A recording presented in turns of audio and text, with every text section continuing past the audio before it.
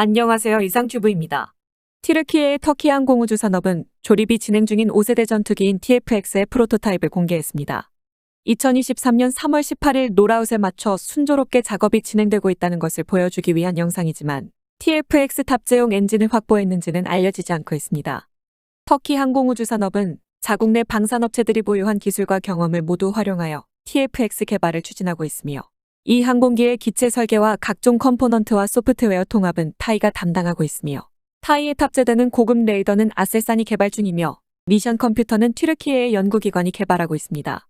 또한 날개를 움직이게 하는 액추에이터는 여러 튀르키예 기업과 우크라이나 기업이 공동으로 개발 중이며 콕핏을 덮는 캐노피와 강착장치 등 주요 컴포넌트에 대해서도 현지 생산을 위한 준비가 진행 중에 있습니다. TFX 프로젝트는 2021년 11월에 프로토타입의 부품 가공이 시작되었고 2022년 말까지 약 2만 개의 구성 부품 가공을 마치고 2023년 3월 18일 프로토타입이 롤아웃된다고 타이가 밝혔으며 이에 대한 과정으로 조립이 진행 중인 TFX 프로토타입을 공개한 것입니다. 조립이 진행 중인 TFX 프로토타입의 동영상은 지난 21일에 튀르키예 국방부와 공군 및 방산업체 관계자들이 타이 공장을 방문했을 때 촬영된 것으로 조립 중인 프로토타입은 수직 꼬리 날개와 수평 꼬리 날개 및 엔진 등이 빠져있지만 전투기 외관은 거의 완성된 것으로 보이며 TFX 프로토타입은 내년 롤아웃을 위해 순조롭게 작업이 진행되고 있다고 생각되지만 TFX에 탑재되는 엔진이 확보되었는지는 알려지지 않고 있습니다. 튀르키예는 영국의 방위산업체인 BAE의 협조를 받아 독자적으로 5세대 전투기인 TFX를 개발 중인데 이 계획의 가장 큰 문제는 영국 롤스로이스와 공동 개발하기로 했던 TFX용 전투기 엔진 조달이 불가능해진 것입니다. 롤스로이스는 유로파이터 타이푼용으로 개발된 EJ200을 기반으로 튀르키예와 TFX용 엔진을 개발할 예정이었으나 튀르키예 측이 개발될 TFX용 엔진의 지적재산권을 모두 튀르키예에 귀속할 것을 요구해 옥신각신하기 시작했고 결국 협상이 결렬되면서 롤스로이스 측이 TFX 프로젝트에서 손을 뗀 것입니다. 이후 튀르키예는 해외 제트 엔진 생산 기업에 대해 TFX 참여의 문은 열려있다고 말하는 등 전투기용 엔진 공급처 확보를 모색했으나 롤스로이스 때와 마찬가지로 공동 개발하는 엔진의 수출 제한 없음과 개발된 엔진의 지적재산권은 모두 튀르키예 귀속을 조건으로 내밀어 이러한 조건에 엔진의 기술을 제공할 기업은 나타나지 않았고 일단 자국 내에서 라이센스 생산하고 있는 미국산 엔진인 F110으로 개발을 진행하려 했지만 이 역시 미국의 압력으로 불발되었습니다. 결국 튀르키예는 협상이 결렬된 롤스로이스의 재협상을 제안했으나 롤스로이스는 이미 튀르키예와 공동 개발을 위해 앙카라에 파견했던 연구 인력과 기술 인력을 모두 철수시켜 다른 프로젝트로 재배치했기 때문에 튀르키예 측 요청에 응하지 않은 것으로 알려졌습니다. 즉 튀르키예는 경제력이 강하지 않아 TFX 개발은 해외 수출을 전제로 하고 있고 일일이 수출 허가가 필요한 엔진을 탑재하면 수출이 제한되기 때문에 튀르키예는 TFX 엔진의 지적재산권을 모두 터키에 귀속할 것을 요구하고 있습니다. 이처럼 개발이 중단되었던 TFX 엔진은 우여곡절 끝에 올해 롤스로이스가 튀르키예의 TR모터와의 공동 개발로 복귀하여 다시 TFX 엔진을 개발 중이지만 2025년으로 예정된 첫 비행이나 2028년 양산기 배치까지 TFX용 엔진을 개발할 수 있을지는 미지수입니다.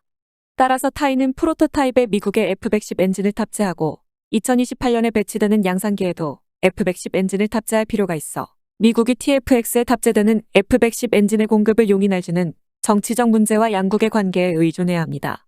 바이든 행정부와 튀르키예는 F-16V 판매에 대해 긍정적인 관계를 유지하고 있으며 이스탄불 중심부에서 발생한 폭탄 테러 사건을 계기로 튀르키예가 개시한 시리아 북부와 이라크 북부에 대한 군사 개입에도 미국은 튀르키예가 테러 위협에 직면해 있어 자주방위 권리가 있다며 튀르키예를 지지하고 있지만 튀르키예와 그리스가 대립 중인 동지 중위 문제에 대해서는 튀르키예가 아닌 그리스를 지지하고 있습니다.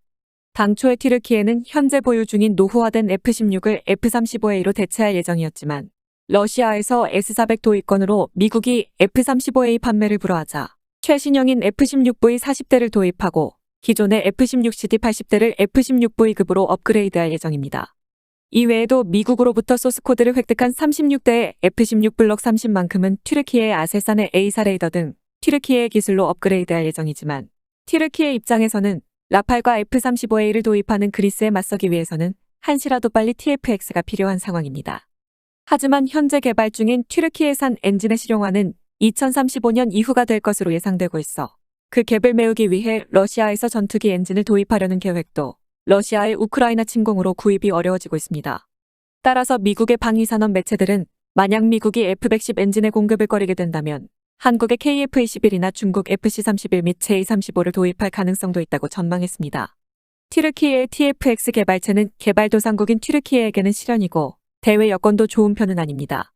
하지만 TFX 프로그램처럼 잠재적 위험이 높고 도전적인 프로그램은 다른 나라에서는 찾을 수 없기 때문에 개인적으로 TFX 프로그램을 관찰하는 것은 매우 흥미롭습니다. 두 번째 소식을 전해드리겠습니다.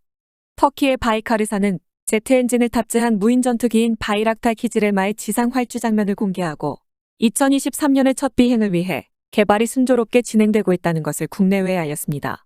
세계적으로 잘 나가고 있는 TB2의 제조사인 바이카르사가 개발 중인 키즈렐마는 제트 엔진을 탑재한 무인 전투기입니다. 러시아의 이프첸코 설계국이 개발한 터보팬 엔진인 AI-25를 탑재한 키비렐마에는 최대 속도가 마하 0.64이며 최대 5시간의 채공 성능을 가지고 있습니다. 또한 최대 비행고도는 1600m이며 작전 반경은 800km이고 최대 이륙 중량은 6000kg입니다. 여기에 키즈렐마비는 위성통신을 지원하고 에이사 레이더 탑재와 애프터배너가 장착된 AI-322F를 탑재해 초음속 비행이 가능합니다.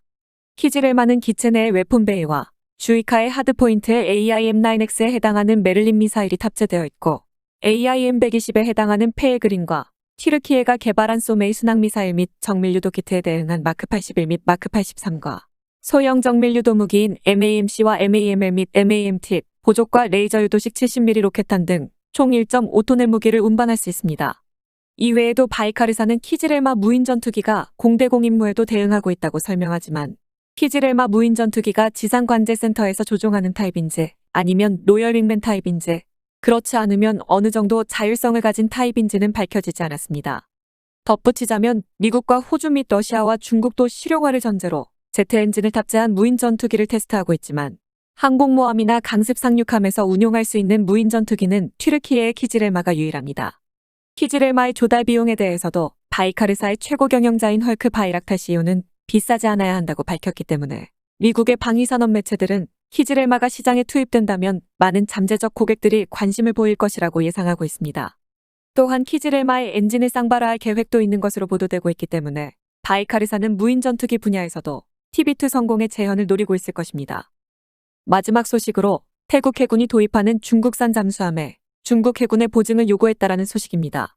태국의 충차이 해군사령관은 중국 해군이 CHD-620의 품질을 보증해주지 않는다면 잠수함 도입 계약을 종료할 것이라고 밝혀 S-26T형 잠수함 문제는 막바지에 이르는 것으로 보입니다. 태국 해군은 잠수함 부대 창설을 위해 중국에 약 10억 달러의 S-26T형 잠수함 3척을 발주했습니다. 일본 아메인도는 당초에 2023년에 인도될 예정이었으나 코로나19 여파로 1년이 연기되어 2024년에 인도될 예정입니다.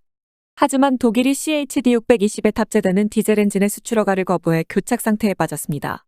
간단히 말하자면 이유는 1989년 천안문 사태를 문제 삼아 중국에 대한 무기금수 조치를 발표했는데 대상 품목에 대해서는 회원국 간 해석이 달라 독일은 잠수함에 사용되는 MTU-396 엔진의 수출을 계속했고 중국 측은 태국 잠수함에 탑재되는 MTU-396에 대해서도 독일 측이 수출을 용인할 것이라고 판단해 독일의 사전 확인을 받지 않은 채 태국과 계약을 체결해버린 것으로 알려졌습니다.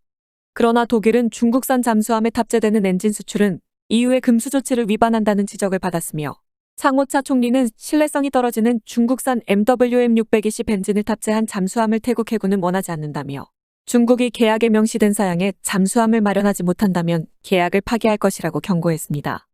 이에 따라 중국 측은 MWM-620의 개량형을 다시 제안했고 태국 해군은 MWM-620 개량형을 철저히 테스트해 문제가 없으면 MTU-396에서 엔진 변경을 허용하겠다고 발표했습니다.